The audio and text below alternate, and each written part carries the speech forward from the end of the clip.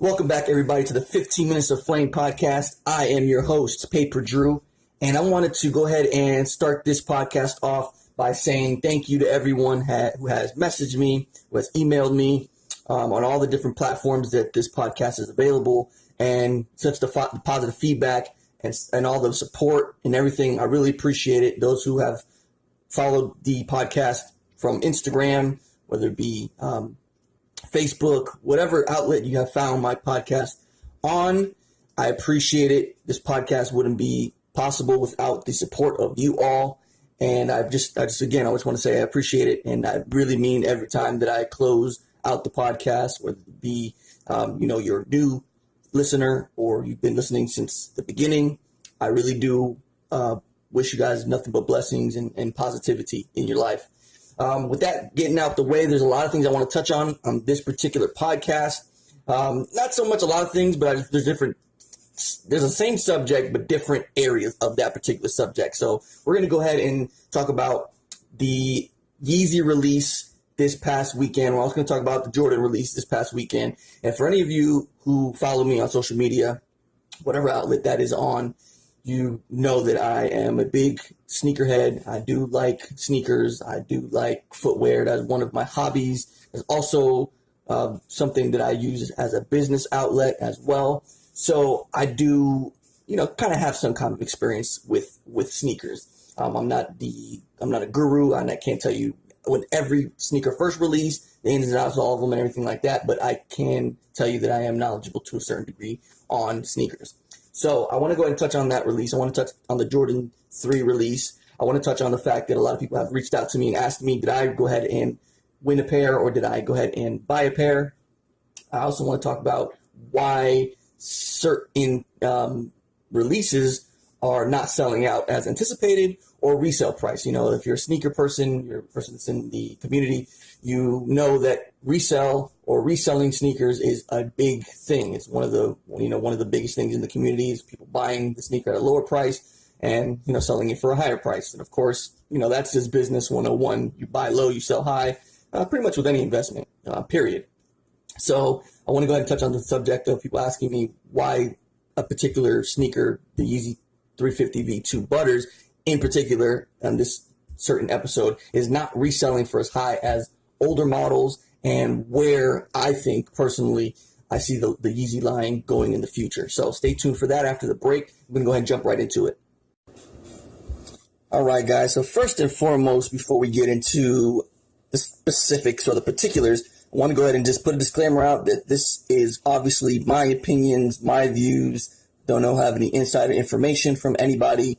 No, I'm not plugged into any specific companies or anything like that. So I don't have any inside information that you couldn't research on your own or come to a conclusion or educated analysis by, doing some research on the internet, or if you're just someone who's in the sneaker community and are enthusiastic about shoes. So just want to go ahead and put that out there first and foremost before I go ahead and get into it.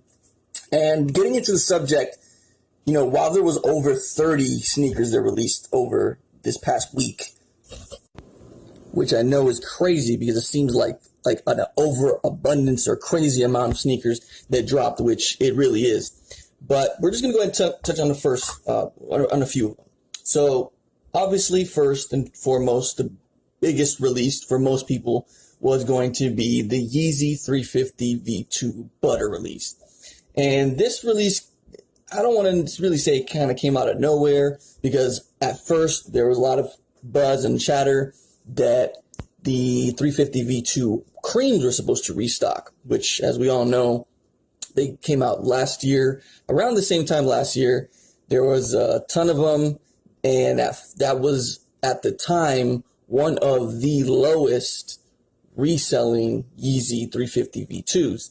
And up to that point, the Beluga 2.0s hadn't released, and the blue tints hadn't released as of yet. Up to that point, it was pretty much just the coppers, the red stripes, the zebras.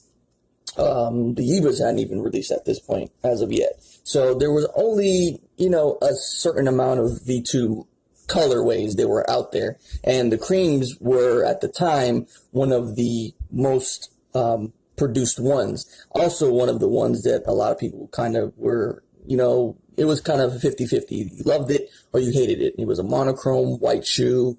They said it was cream, but it was kind of like, it was white. And so there wasn't really a lot of fanfare behind the cream 350 V2.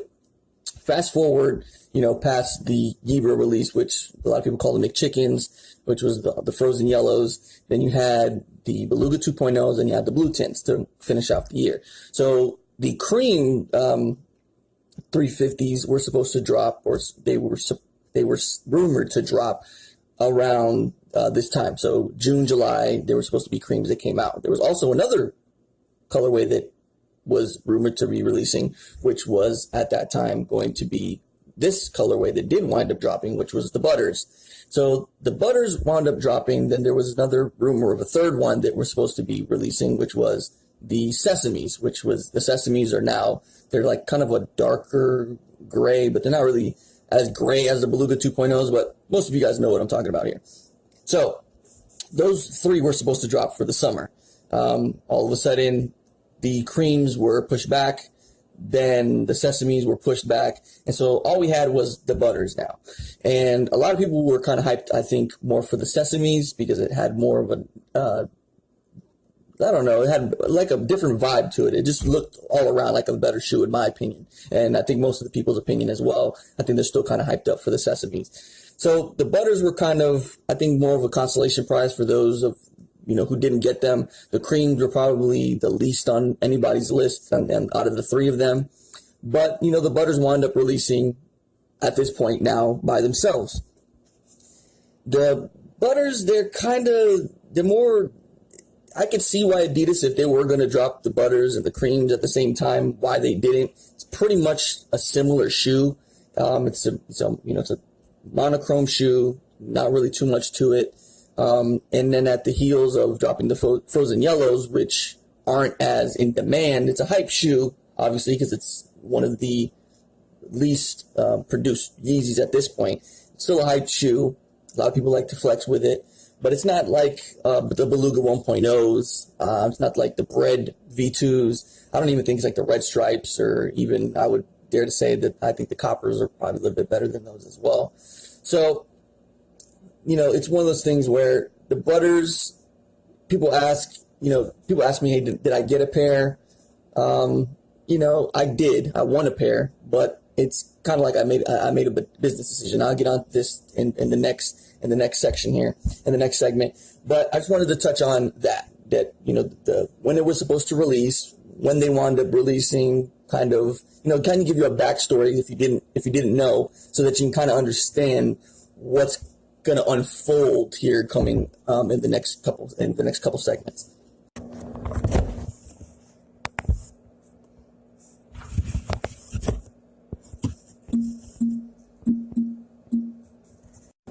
So now that we have the backstory out of the way, fast forward now to this weekend.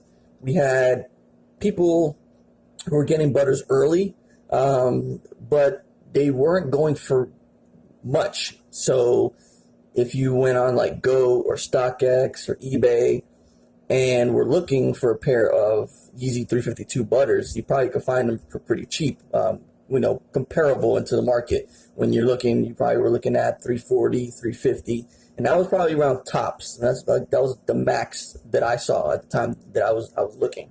So, when I look into these things, for me personally, I look at what it is looking like as far as if I'm going to get a return on an investment. So, a lot of people who invest in things, they call it ROI.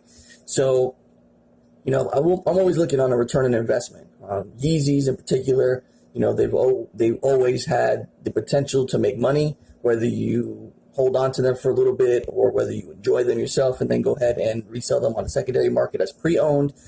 You usually are able to, historically, make a little bit of money back over retail, and then, of course, a little bit of pocket change, whether it be, $50, $100, $120, whatever the case may be, of course, depending on sizing and, other variables and condition and all that other good stuff. But if they're dead stock, which means non-worn, straight out of the store, you never wore them and anything like that, and not pre-owned, obviously, then, you can obviously get the premium, you'll get the higher pricing. 9 times out of 10, you'll get a, over box price means over retail. So if it's 220, we'll say 230, 240, wherever, depending on where you're from, you can get, 340, you'll get 400, 420, 450, whatever the case may be, if you hold on to them for a while, or if it's something that's, in demand. So in this particular case, looking up 350 V2 butters before release, you were looking at 340, which at that time was like one of the lowest resells that I have ever seen for a 350 V2 prior to releasing. Now, mind you, this is prior to releasing. This is not after releasing. So this is going to be early pairs, or pairs that, people have got backdoor to them, or whatever the case may be. So these are early pairs. So that means that you're paying the premium price to have them earlier than anybody else. And that's $340. So you're essentially paying, $100 over retail. You probably could find them maybe less than that, $80 if you're paying $320. So, excuse me. So you're not paying that much over box price. So that was the first indicator to me that these were something that wasn't a sought after model. The next thing that I was looking at was to see what the stock numbers were. And unfortunately, or fortunately, depending on which side of the coin you're on, Adidas, Jordan brand, Nike, they really don't release stock numbers to, the masses. So they're not going to tell you, hey guys, we only have 20,000 of these. Go ahead and get them, or else you're going to be, SOL. They'll do that. Jordan brand does that on certain models, on certain issued shoes. They'll say, they'll issue like one, they'll put 1 out of 500 if it's like a special collector's item or whatever the case may be. Wing 12s, wing 1s, those are like a good example of a numbered pair of sneakers.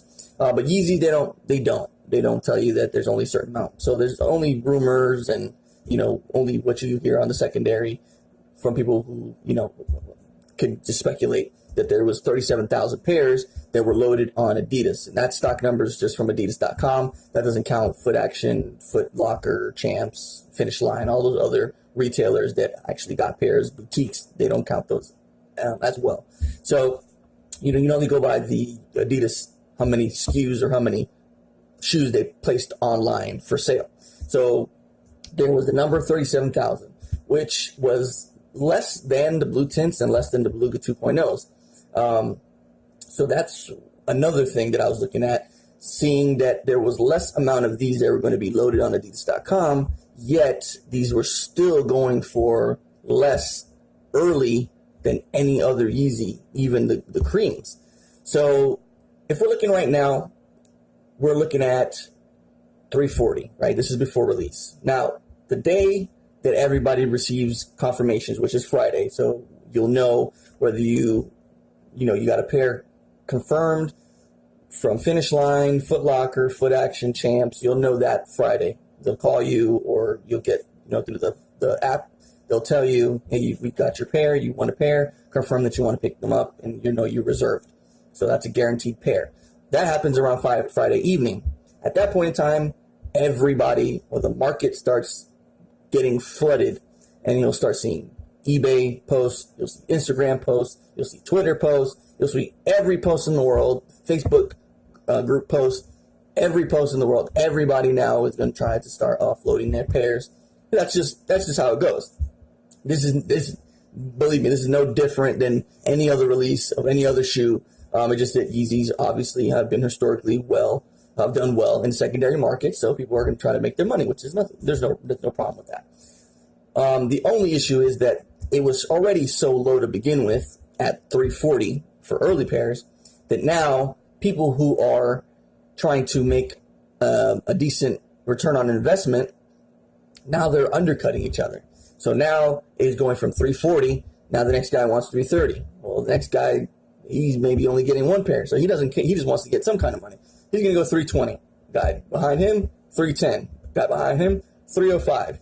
And it goes lower and lower and lower and lower. So everybody's just undercutting each other, trying to make the sale because they don't want their money tied up in a product that is not making that much money, or that they don't know in the future is going to hold its value or increase in value. So that's an issue. So in this particular case with the Butter V2s, right now if we're looking at prices, brand new dead stock condition, you're looking at $280. which is horrible because that's StockX. If you look at GOAT, they're around the same price, 300, 305. So depending on, sizing. But right now, the lowest ask on StockX is 280. For any particular size, I think that looks like it's a size 4. If you're looking at men's sizing, 10.5, 11, 9.5, 9, that's still 280. 10.5 is 291, and the size 11 is 298. The highest that anybody's asking right now is a size 16, so it's $1,800. Whether they'll get that, I highly doubt it. I don't think anybody wants these in that sizing for that much money. So, the issue here is obviously supply and demand. So supply and demand with this is simple, and I'm going to break it down. The reason I didn't get this particular shoe, I did get it, did reserve it, and I did let someone that I know go pick them up, and they bought them for retail, so I hooked them up, and they'll look out for me in the future.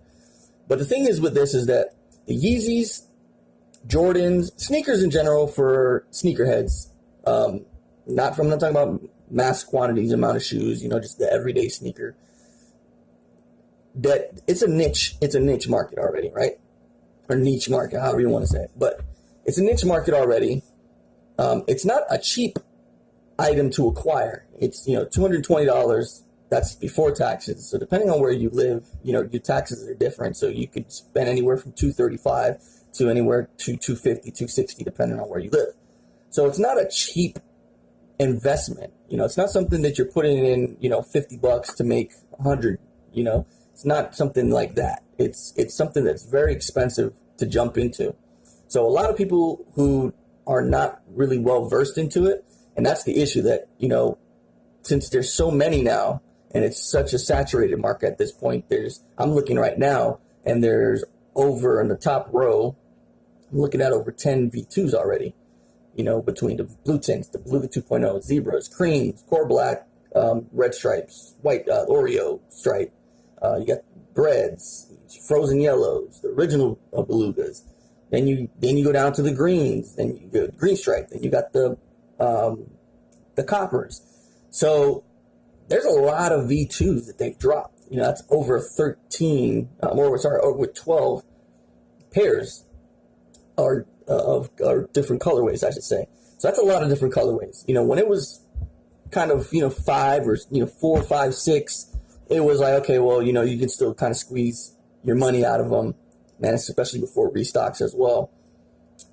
Even zebras, they'll go for $425. They were going for more at one point in time, but they're still going for $425. Right now, the butters are at $280. They're the least amount. Even creams right now, the lowest ask is $359.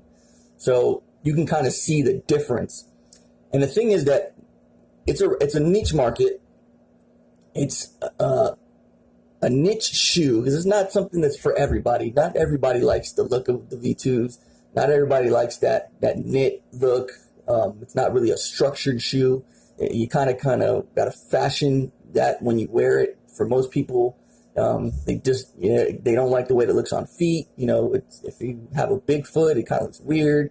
So it's not an everyday, every person kind of shoe. So it's a niche shoe for a niche market because sneakerheads, they do love V2s for the most part. A lot of people like them. Not everybody, but a lot of people do like them. It is a popular shoe in the sneaker community.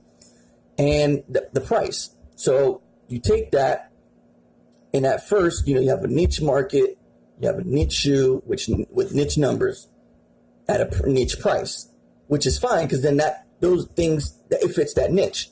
So, if you have 10,000 shoes that are releasing, and you have 30,000 people that want them at that particular price, then yeah, that's great because as the people are wanting them, you have less supply than there's demand. So there's an overabundance of demand and little supply, which drives up the hype for your next release.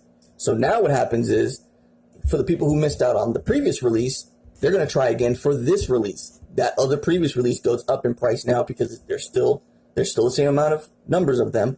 Still more people are going to want them. So it's a domino effect. For the people who miss out on the next release, or for the previous release, they want the next release, so on and so forth. But when you drop so many different colorways of the same model, and there's no new model coming behind it, and there's really no change to it other than the colorways, people start acquiring the colorways that they want, or settling for the ones that they can get. And at that point, then any subsequent model is kind of going to get left behind. It's kind of with the butters, this is like, whoever wanted Yeezys got them more than likely with the Beluga 2.0s. There's so many of those pairs. It's the most mass-produced V2 up to this point. So anybody who really wanted them got them. I had a pair. I recently sold them. Blue tints.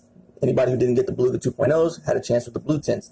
And a lot of people got their hands on those. A lot of people even got V2 Zebras when they came out. And a lot of people even got creams. So anybody who didn't get any of those three settled for creams, because creams are the least expensive out of all of them.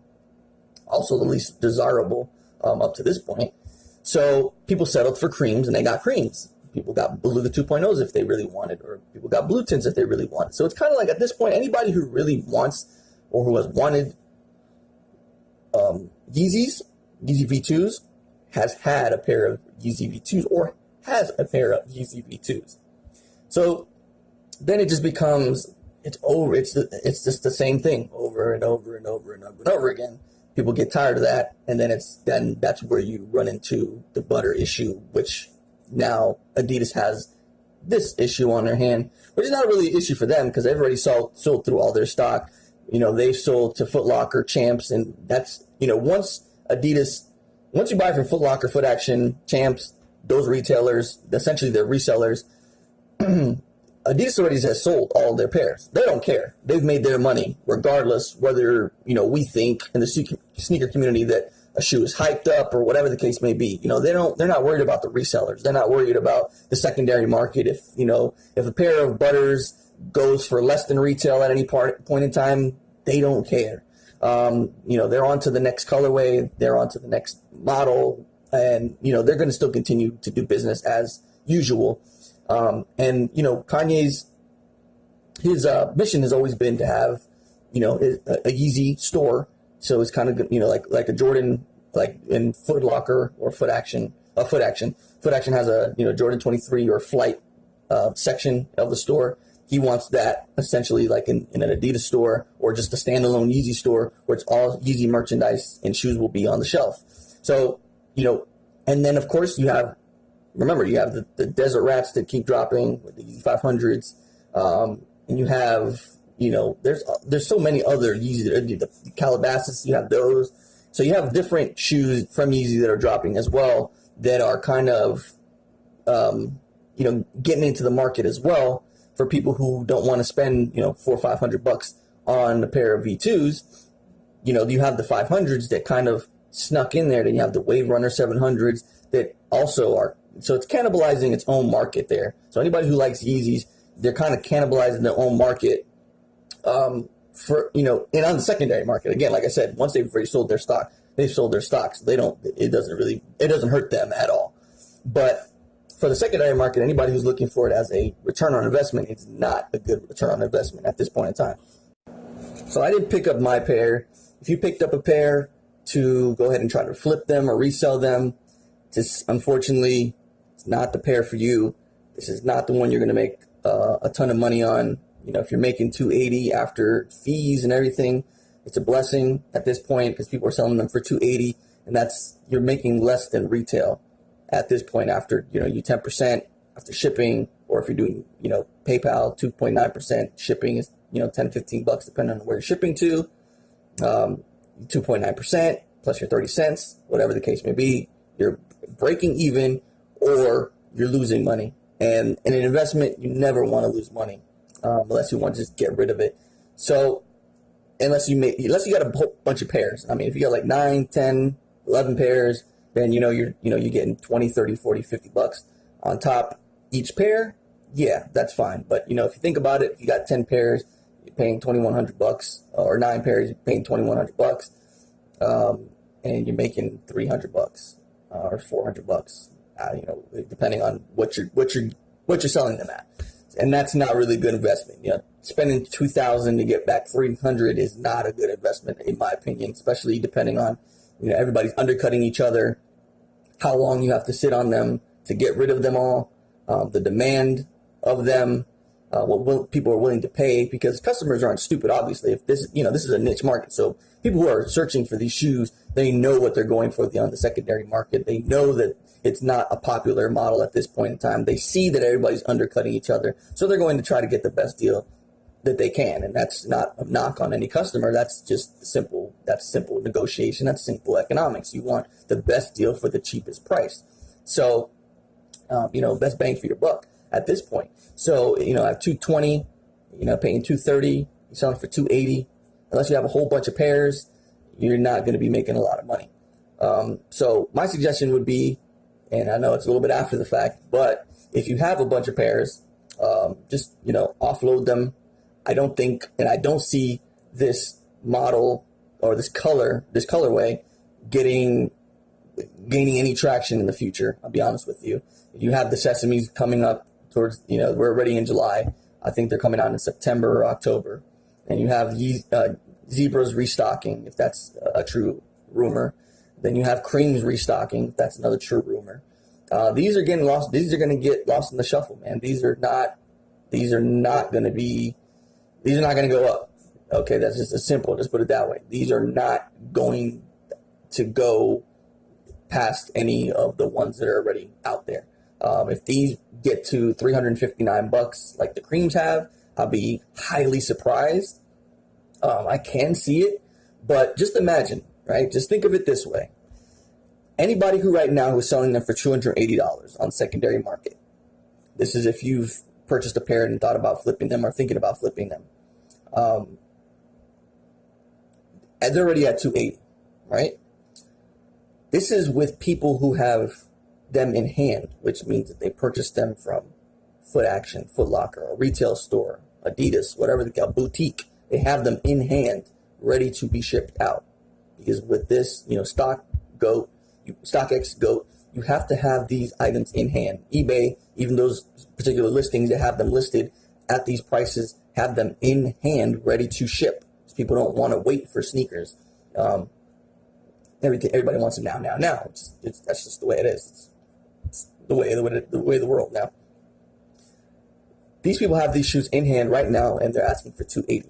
Just imagine when the overabundance of these online orders come in, where the price of this sneaker is going to go. So for the foreseeable future, this shoe's not going up. Over the next week, they're probably going to be people asking retail and tax and shipping if they're going to ship them to you. So if you're looking on Twitter, you're looking on Facebook, people are going to probably be asking, just give me retail plus tax plus shipping so they can break even.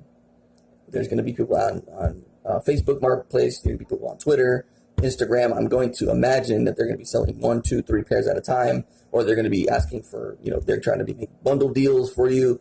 They're going to bend over backwards to try to get rid of these shoes because they're going to try to get in front of all the people who are getting these pairs now from these online orders. There's going to be a flood and a massive exodus of these resellers trying to get out. There's going to be resellers that are going to hold on to them. Some of them who are, can sit on some of the money, who may be a little bit more experienced and feel that, hey, these are going to go up at some point in time. Or some people use them as trade bait and say, okay, I'll trade you my butters for, whatever, Witherspoons, and I'll give you $400 or $500 in cash. If anybody would do that trade, I don't know. But, it's one of those things where, it's not a highly coveted colorway. It's not going to, I don't think it's going to be a highly coveted colorway unless it comes out to be that it's one of the lowest produced V2s. But look at the semi-frozens. The semi-frozens up to this point are the least produced V2s. The lowest ask on that is $410. And you have Breads V2s going for $750. You have the Oreo, the white stripe V2s going for $690. Green stripes even going for $604. Coppers $600. So, I don't even think that least produced at this point really has any bearing on the situation. It just has to do with colorways. It has to do with the amount of V2s that are out there. It just has to do with the supply. It has to do with demand. So people don't want this colorway, I don't think, unless it's for that price, unless it's for the as close to retail as possible price. That's what people have deemed that this shoe is worth. And in the secondary market, that is what people are pegged this at. And I don't think it's going to go too much over that. If this settles around 320, I wouldn't be surprised if it sits around 320, 330 for the foreseeable future. I don't see these going to the 400s. I don't see these going to the 500s. And now the way that the shoes are, and you know, the V2s, unfortunately for this particular model shoe, the fashion, like the landscape is moving away from this kind of shoe. I mean, it's a chunky shoe as far as the midsole is concerned because of the boost, but it's more of a sleek shoe. And if you guys are into fashion, you guys see that like the chunky shoe, like the 90s kind of shoe, is making its reemergence into the market. You know, got the 700s, like that look. The Yeezy Wave Runner 700, that look is what's in right now. So the V2s have they have the unfortunate thing of the butters in this particular case. This shoe has the unfortunate that it's not a great colorway. The shoe, the model itself is starting to, I think, tire people out. I think people are just getting kind of, you know, they're getting over the model in general. And the fashion in general is not geared toward this shoe. Like, people in the fashion world, this is not, like, the dad shoe is the thing. Like the big, chunky, bulky 90s Nike look, let's just be honest, is what's in right now. And this shoe and its sleekness and the way that it looks is not what's in right now. So that's another issue that this shoe is running into. So, you know, in short, that's what that is. That's the butter.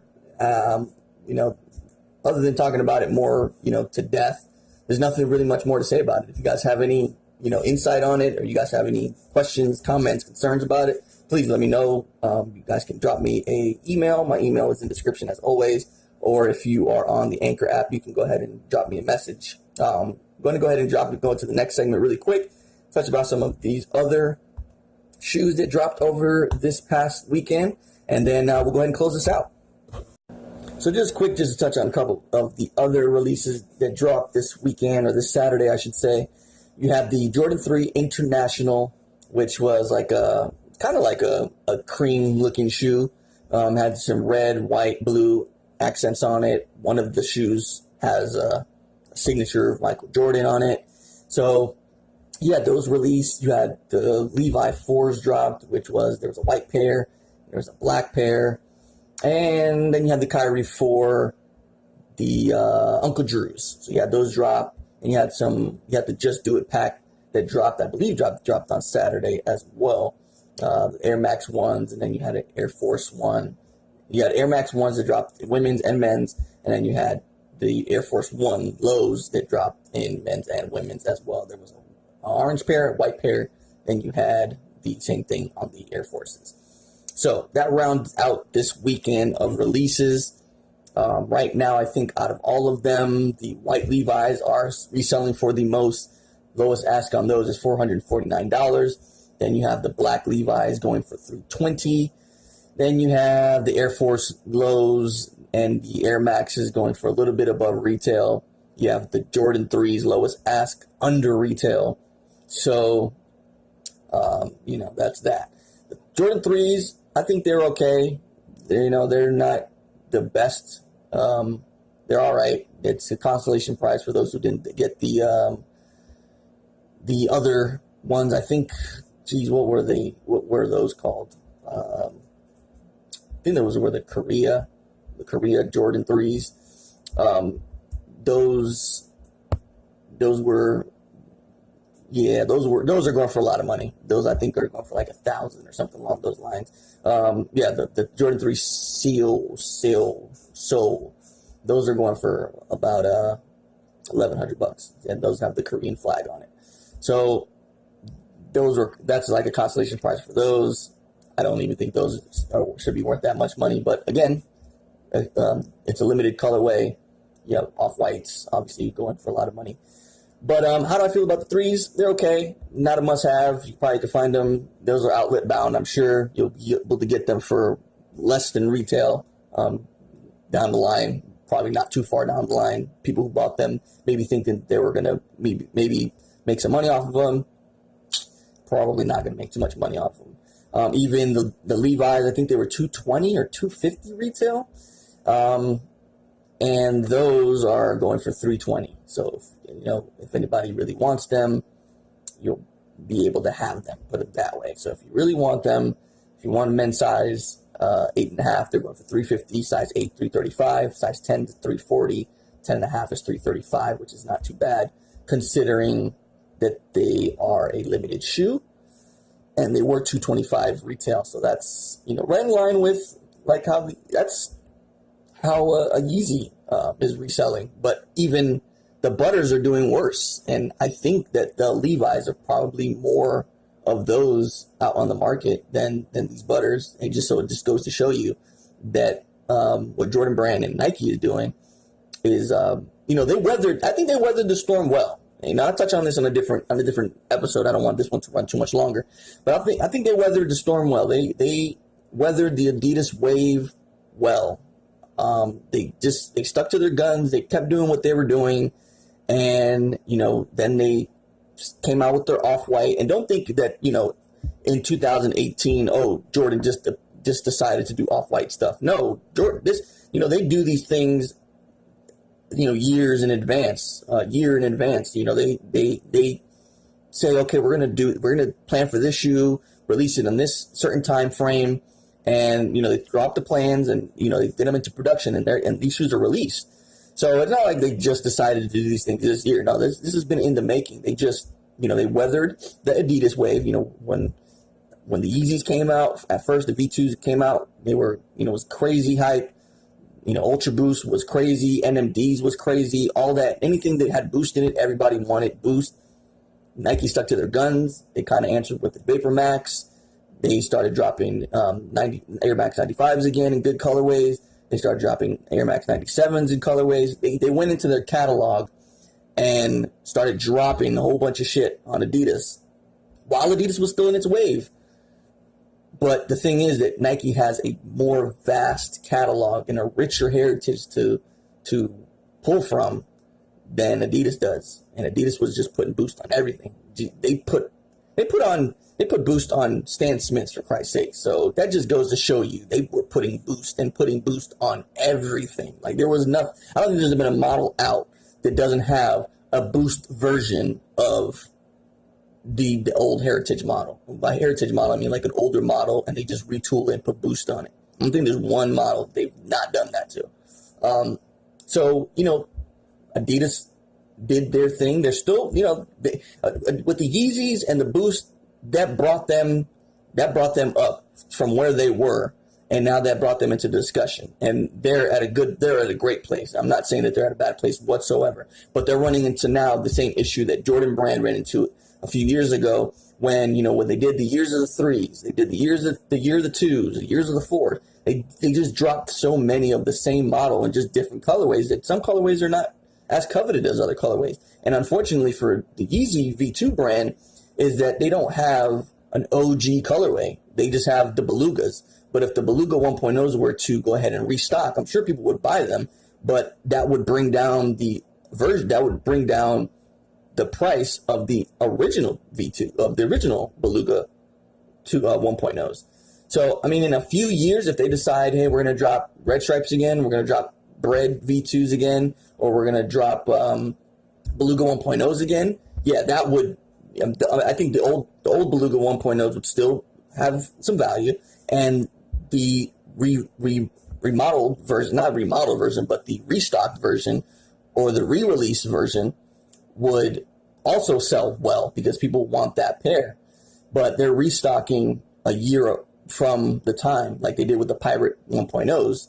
Those are still going for a decent amount of money. But, you know, you did see the originals drop with the announcement of a restock. And when they did restock, they went down in price as well. So, you know, just that, just to round out those releases over the weekend.